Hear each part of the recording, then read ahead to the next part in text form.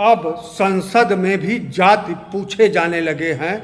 इसका मतलब अब चुनाव जाति केंद्रित आने वाला है। देश, समाज और राष्ट्र जाति से नहीं नीति से चलता है। भारतवर्ष में तमाम ऐसे महापुरुष आए जिनकी जाति उन्हें पता नहीं थी, फिर भी देश समाज ने उनकी नीतियों को मान्यता दिया। उदाहरण स्वरूप कबीरदास का ही नाम काफ़ी है।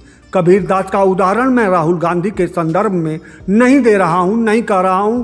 कबीरदास का उदाहरण भाजपा के अनुराग ठाकुर के संसद में उस बयान के संदर्भ में दे रहा हूं जिस बयान में अनुराग ने कहा उनको जिनको खुद की जात पता नहीं वह जाति मतगणना की मांग कर रहे।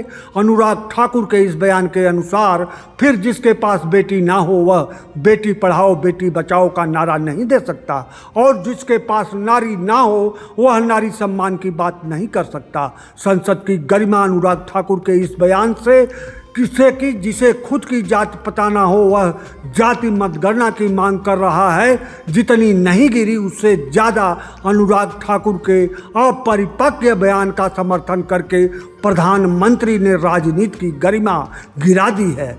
अगर जाति का पता होना इतना महत्वपूर्ण है तो राहुल गांधी का नीरव मोदी, ललित मोदी का नाम लेना जाति बताने से क्यों राहुल की सांसदी चली गई। राहुल गांधी भी किसी को उसकी जाति ही बता रहे थे।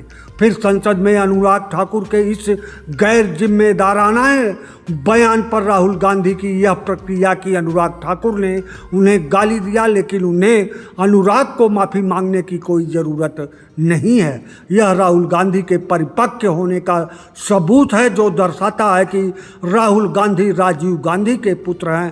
राजीव गांधी जिन्हें श्रीलंका में शांति सेना भेजने से नाराज तमिल उग्रवादियों ने राजीव गांधी के चिथड़े उड़ा दिए। भारत देश की जनता देखती आ रही है। इंदिरा गांधी के रहन सहन से लेकर विरोधी जवाहरलाल नेहरू तक के जाति धर्म पर सवाल खड़ा करते रहे हैं, लेकिन भारत की जनता ने जाति से ज़्यादा नीति और बलिदान को महत्व दिया।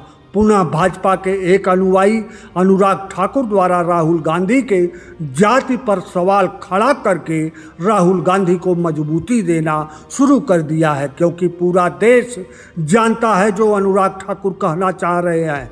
लेकिन पूरे देश को जाति से नहीं नीति से मतलब है। वोट की राजनीति में हिंदुत्व से उब रहे हैं तो जाति कब तक टिकेगी। कहते रहिए मैं पिछड़ी जात का हूँ, मैं नीच जात का हूँ। कौन कहता है ऐसा? देश प्रेमी इसे जानते हैं, और जात कभी भी महत्वपूर्ण नहीं रही अपने